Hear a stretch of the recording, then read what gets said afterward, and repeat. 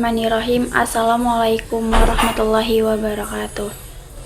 Alhamdulillah, segala puji bagi Allah yang selalu mencurahkan rahmat dan hidayahnya kepada kita semua. Semoga kita selalu berada dalam lindungannya. Yang terhormat kepada Bapak Abdul Ghafur, SAG MA, selaku dosen pengampu, dan yang saya cintai dan banggakan teman-teman semua. Pada kesempatan yang kali ini, saya Nida Syedati Albi, kelas 1A, Prodi Pendidikan Ilmu Pengetahuan Sosial dengan NIM 124051020008 akan membahas tentang akhlak kepada diri sendiri, itu khauf, raja, malu, dan qanaah.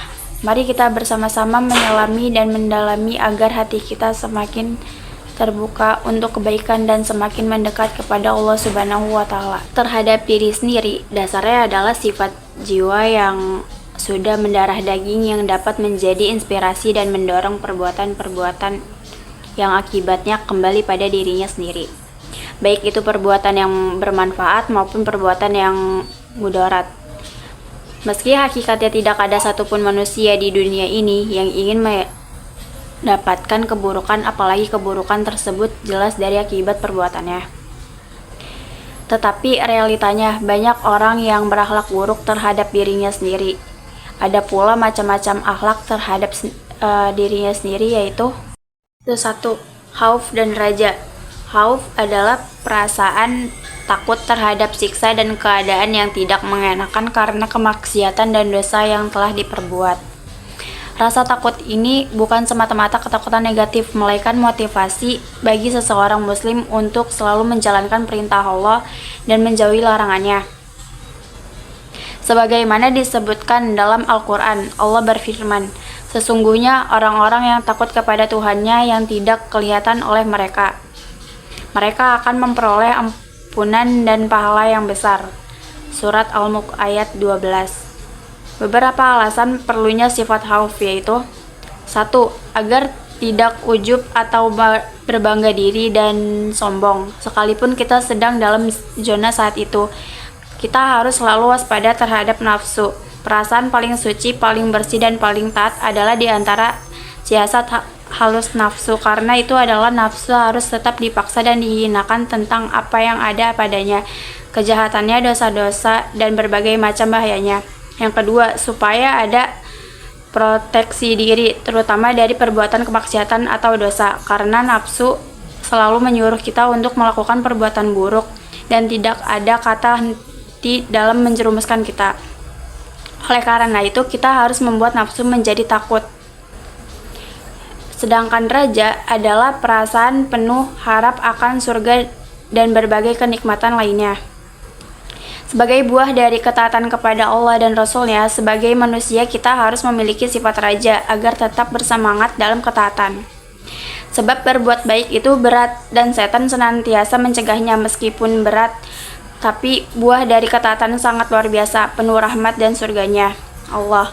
Dalam Al-Quran disebutkan, katakanlah, wahai hamba-hambaku yang melampaui batas terhadap diri mereka sendiri, janganlah kalian berputus asa dari rahmat Allah. Sesungguhnya Allah mengampuni dosa-dosa semuanya. Surat Az-Zumar ayat 53. Imam Al-Ghazali berkata, kesedihan itu dapat mencegah manusia dari makan, khauf dapat mencegah orang berbuat dosa, sedangkan raja bisa menguatkan keinginan kita untuk melakukan ketaatan, ingin mati, dan dapat menjadikan orang bersikap juhud dan tidak mengambil kelebihan harta duniawi yang tidak perlu, agar tetap tenang dengan berbagai kesulitan hidupnya. Ketika orang-orang benar menyukai sesuatu, tentu ia sanggup memikul beban beratnya. Bagi seseorang muslim, kedua rasa ini mutlak dihadirkan karena akan mengantarkan pada suatu keadaan spiritual yang mendukung kualitas beragaman seseorang muslim. Adapun alasan pentingnya sifat raja, yaitu agar tetap bersemangat dalam ketaatan, sebab berbuat baik itu berat dan setan senantiasa akan mencegahnya dengan berbagai cara. Kedua, ada sifat malu. Malu menurut istilah adalah Sifat yang mendorong seseorang merasa tidak enak apabila meninggalkan kewajiban-kewajibannya sebagai hamba Allah Subhanahu wa Ta'ala dan meninggalkannya larangan-larangannya. Islam menempatkan malu sebagai bagian dari iman. Orang beriman pasti memiliki sifat malu. Orang yang tidak memiliki malu berarti tidak ada iman dalam dirinya meskipun lidahnya mengatakan beriman. Apabila seseorang hilang malunya, secara bertahap perilakunya akan buruk, kemudian menurun kepada yang lebih buruk, dan terus meluncur ke bawah dari yang hina kepada lebih hina, sampai ke derajat paling rendah. Ada 3 macam malu yang perlu melekat pada seseorang, yaitu 1. Malu kepada Allah. Malu yang terbaik dan dapat membawa kebahagiaan hidup. Orang yang malu kepada Allah tidak akan berani melakukan kesalahan dan meninggalkan kewajiban selama meyakinkan Allah selalu mengawasinya. Yang kedua, malu kepada diri sendiri ketika sedikit melakukan amal soleh kepada Allah dan kebaikan untuk umat dibandingkan orang lain. Malu ini mendorongnya meningkatkan kuantitas amal soleh dan mengabdian kepada Allah dan umat. Dan yang ketiga, malu kepada manusia. Ini penting karena dapat mengendalikan diri agar tidak melanggar ajaran agama. Meskipun yang bersangkutan tidak memperoleh pahala sempurna lantaran malunya bukan karena Allah. Namun, malu seperti ini dapat memberikan kebaikan baginya dari Allah karena ia terpelihara dari perbuatan dosa. Dan yang terakhir ada sifat qanaah.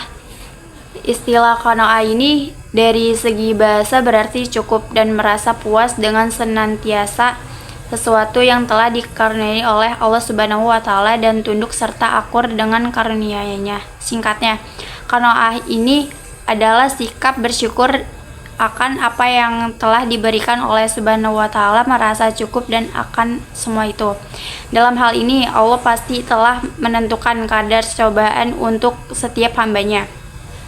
Sehingga adanya cobaan dan godaan yang ada selama ini hanyalah semata-mata guna menguji tingkat keimanan manusia saja. Meskipun begitu, Allah juga tidak akan membebani manusia melebihi batas kemampuannya. Dalam beberapa sumber disebutkan bahwa orang yang telah memiliki sifat qanaah pasti tidak akan tergiur dengan kemewahan atau kekayaan yang dimiliki oleh orang lain, sebab dirinya sudah merasa cukup dengan apa yang dimiliki selama ini. Rasulullah SAW juga pernah bersabda mengenai sifat qanaah ini yang diriwayatkan oleh Baihaqi dari Abu Hurairah berbunyi, "Jadilah kamu orang yang warak, dengan itu kamu menjadi orang yang banyak beribadah, dan jadilah kamu orang yang bersikap qanaah, maka dengan demikian kamu akan menjadi orang yang banyak bersyukur kepada sesama manusia." Dalam hadis tersebut mengatakan bahwa sifat warak akan menjadikan manusia gemar beribadah kepada Allah, sehingga dirinya tidak akan menghabiskan waktu dan umur secara percuma. Lagi pula, waktu tersebut akan dimanfaatkan untuk beribadah dan mendekatkan diri kepada Allah Subhanahu wa Ta'ala. Adapun kesimpulan dari 4 sifat tadi, yaitu dengan menerapkan keempat akhlak ini, seseorang dapat mencapai keseimbangan dalam kehidupannya, baik secara spiritual maupun sosial. Akhlak kepada diri sendiri bukan hanya penting untuk menjaga kesejahteraan pribadi, tetapi juga berdampak positif terhadap interaksi sosial dan kualitas hidup secara keseluruhan. Oleh karena itu, khauf, raja, malu, dan qanaah harus terus dipupuk dalam diri setiap individu agar tercipta pribadi yang beriman, bertakwa, dan berakhlak mulia. Semoga Allah senantiasa membimbing kita di jalan yang lurus dan memberikan kekuatan untuk terus berakhlak mulia. Sekian dari saya. Wassalamualaikum warahmatullahi wabarakatuh.